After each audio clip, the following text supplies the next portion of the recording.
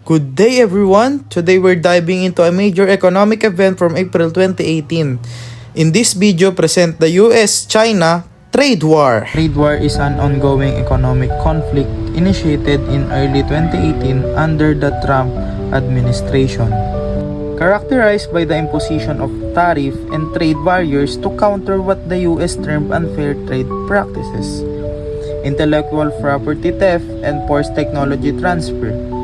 This was a period of intense economic tension between the world's two largest economies, with the impact felt globally. Let's break down what happened, why it mattered, and what the initial consequences were. In early 2018, the Trump administration took a protectionist stance aiming to reduce the US trade deficit and protect the American industries.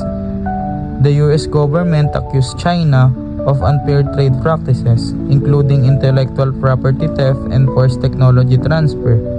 China denied this allegation accused by the US. The US announced new tariff on $50 billion worth of Chinese goods. On April 4, 2018, the US imposed a 25% of tariff on a range of Chinese imports. Beijing responded almost immediately.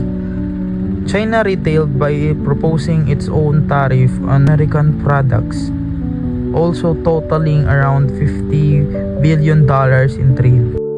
China strategically target key American exports.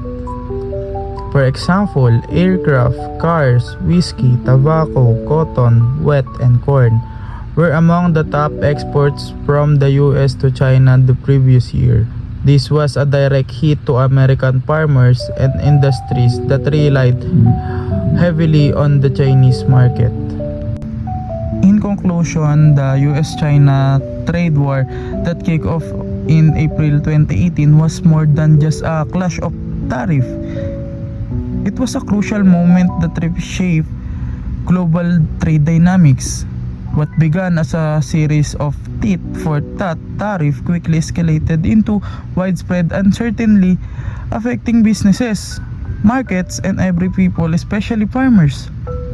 This ongoing dispute highlights how interconnected and fragile our global economy is, and how trade policies can have far-reaching consequences beyond borders. As the story continues to unfold, understanding these early events help us to grasp the complexities of international relations and economic strategy.